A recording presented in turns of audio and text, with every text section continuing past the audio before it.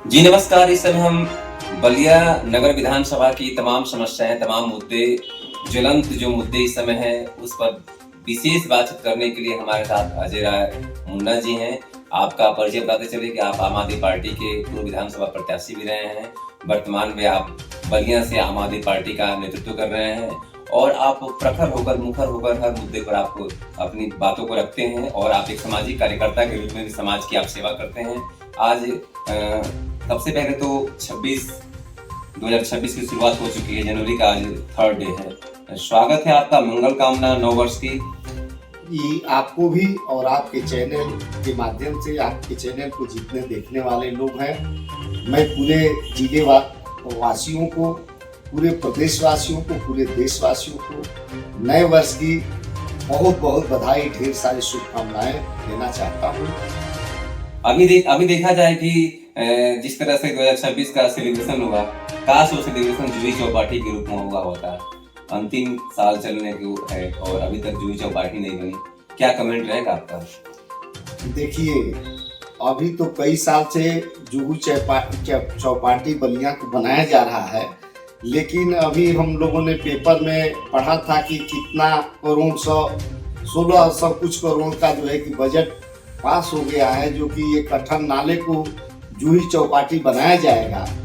अब इसमें कितना सत्य है, कितना असत्य है, जब तक बन नहीं जाता है तब तक जो है कि कुछ कहा नहीं जा सकता कि करनी कुछ और कथनी कुछ और हम ये देख रहे हैं, हमारे जिले की अगर बात आप करते हैं तो मैं देख रहा हूं कि मैं किसी पार्टी का निंदा और बड़ाई की बात नहीं कर रहा हूं, लेकिन मैं ये जरूर कह रहा हूं कि बलिया जिले में आज तक जो भी सरकारें आई, लेकिन इसके पूर्व जो भी सरकारें थी, लेकिन उन्होंने बलिया के लिए विशेष पैकेज दिया और बलिया का विकास भी हुआ था। लेकिन पार्टी जो भी आए, अगर विकास करेगी जनता उसी को मानती है।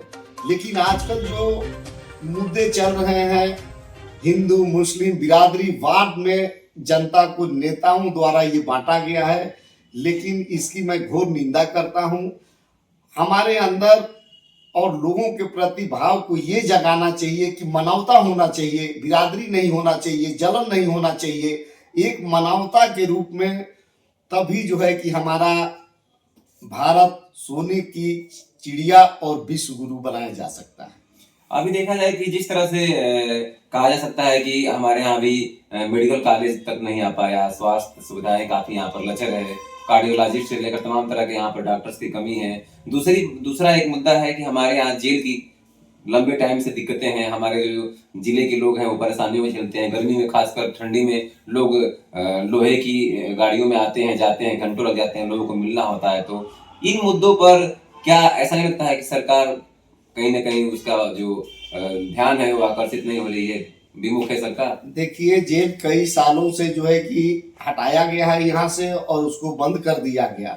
सुनने में आ रहा है कि वहाँ पे मेडिकल कॉलेज बनाया जा रहा है, जैसे कि उसमें दिए थे कि जुहू चौपाटी बनाई जा रही है कठन नाला को, तो वो पेपर में पढ़े थे कि इतना आवंटित हो गया। उसी तरीके से जेल का भी निकला है कि आवंटित कर लिया गया है, लेकिन जब तक वो काम चालू न हो जाए, बन न जाए, तब तक जो है कि भरोसा नहीं है कि जो है कि कब तक बनेगा, क्या होगा।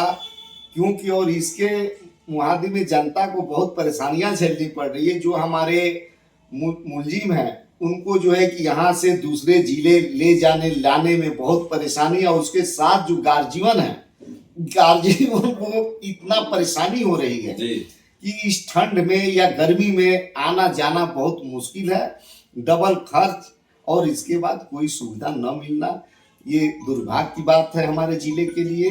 तो मैं चाहूँगा कि सरकार इस पे जो है कि जल्द से जल्द इस व्यवस्थाओं को लाए और जिले के लिए विकास का काम करे। अभी देखा जाए कि जिस तरह से बलिया की मूलभूत सुविधाओं की बात की जाए, आपने बहुत नजदीक से देखा, बतौर समाजसेवी के रूप में भी देखा, आप क्षेत्र में भी जाते हैं। क्षेत्र में आप क्या पाते हैं? समग्र बलिया जनपद के लिए क्या चीजें जरूरी हैं आपके हिसाब से, अगर आपकी बात की जाए तो? देखिए, सबसे पहले तो मैं बाढ़ क्षेत्र पे बात करना चाहूँगा आपसे, इसलिए कि हमारे जिले में कितना अरबों खरबों का पत्थर गिरा दिया जाता है। आज तक जब से ये पत्थर गिराया जा रहा है और हर साल गांव दह जाते हैं, बह जाते हैं, ये खामियां हैं। उतने में हमारे पूरे जिले का बाढ़ क्षेत्र को कटान अधिकारी रुक गया होता और जो है कि इतना पैसा भी खर्चा नहीं होता। लेकिन कोई भी सरकार आती है, ये आज तक हमारे जिले को इस तरीके की व्यवस्था नहीं हो पाई, तो इसका तो दुख बहुत होता है। जब हम लोग जाते हैं क्षेत्र में तो हर साल जो है कि 6 महीना वो लोग परेशानी में रहते हैं, उनके जानवर परेशानी में रहते हैं, न चारा मिलता है न पानी मिलता है, तो बहुत कष्ट होता है बहुत। 27 में क्या उम्मीद है आपको? पार्टी नेतृत्व यहाँ से चुनाव के लिए मौका आपको देगी, अगर देगी तो किस तरह से चुनाव लड़िएगा? देखिए, अगर पार्टी हमारा अगर पूरे प्रदेश में लड़ाएगी तो हम लोग चुनाव लड़ेंगे, लेकिन अभी कोई निश्चित नहीं है। जब तक ऊपर नेतृत्व का जो दिशा निर्देश होगा, उस हिसाब से हमारी पार्टी निर्णय लेगी और उस हिसाब से लड़ाई होगा। रही लड़ाई की बात, तो सबसे पहले तो जनता का सेवा हर लोगों को जो सक्षम है उनको करना चाहिए, जो अबले कुचले लोग हैं उनको करना चाहिए। हमारी सोच यही रहती है कि बिरादरीवाद से उठ करके और मजहब से उठ करके एक भाईचारे का संदेश देते हुए और सबसे पहले गरीब मजलूमों का सेवा होना चाहिए। तो आपने सुना, आप अजय राय मुन्ना जी थे। आपने बड़ी मुखरता के साथ, जैसे कि आप जाने जाते हैं, आप अपनी बातों को रखा। आपने सबसे जो ज्वलंत मुद्दा है बलिया का, वो हमेशा समस्याओं से घिरा रहता है, वह बाढ़ है। निश्चित तौर पर इस साल बाढ़ कई बार आ गई। गंगा जी का द्वारा कहीं ना कहीं बहुत सारे कटान हुए, बहुत सारे घरों को बहुत सारे घर जो है जलमग्न हो गए, समाधि ले लिए। तो निश्चित तौर पर बलिया का ज्वलंत मुद्दा है। आपने सारी समस्याओं को आपने सरकार से निवेदन भी किया, सलाह भी दिया और कटाक्ष भी किया कि कहीं ना कहीं जनता की सेवा परम धर्म है और जनता की सेवा करनी चाहिए। बलिया से अरविंद सिंह।